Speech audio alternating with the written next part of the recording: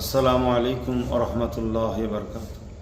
দূরে কাছে দেশে বিদেশে যে যেখানেই আছেন সকলকে আমার আন্তরিক ভালোবাসা ও শুভেচ্ছা। আলহামদুলিল্লাহ, আল্লাহর দয়াতে আমি ভালো আছি। ইনশাআল্লাহ আপনারাও ভালো আছেন। আল্লাহ সবাইকে ভালো রাখেন।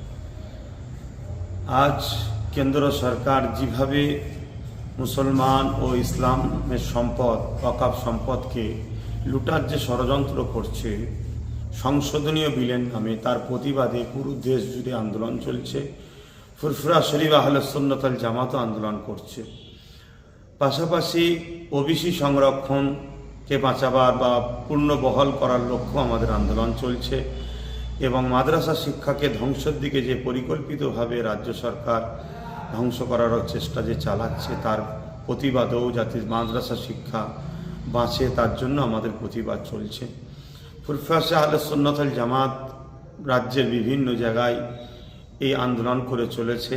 ঠিক তেমনই আগামী 24শে ডিসেম্বর পূর্ব মাদারীপুর কলাঘাট টেকার স্ট্যান্ডে দুপুর 2টো থেকে বিকাল 4টে পর্যন্ত একটা প্রতিবাদ সভা কলাঘাট ফুরফুরা আহলে সুন্নাত ওয়াল জামাত ইউনিটের পক্ষ থেকে ডাক দেওয়া হয়েছে। আমার প্রত্যেকটা ভালোবাসার মানুষের কাছে আমার আহ্বান, বিগত দিন যেভাবে ন্যায় সত্যের জন্য যখনই আপনাদেরকে ডেকেছি, লক্ষ লক্ষ মানুষ আমার কাঁধে কাঁধ মিলিয়ে পাশে দাঁড়িয়েছেন।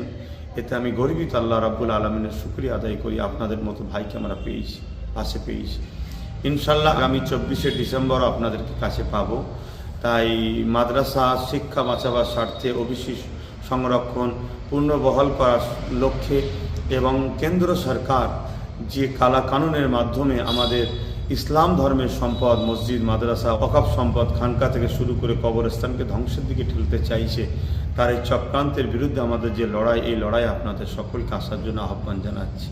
অবশ্যই মনে রাখবেন, শীতের বেলা টাইমটার দিকে দুপুর 2টো থেকে শুরু, বৈকাল 4টে পর্যন্ত ইনশাআল্লাহ হবে।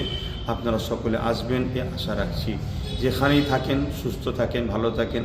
আবার দোয়া করি আল্লাহ আমাদের সকলকে ভালো রাখেন। আল্লাহ হাফেজ।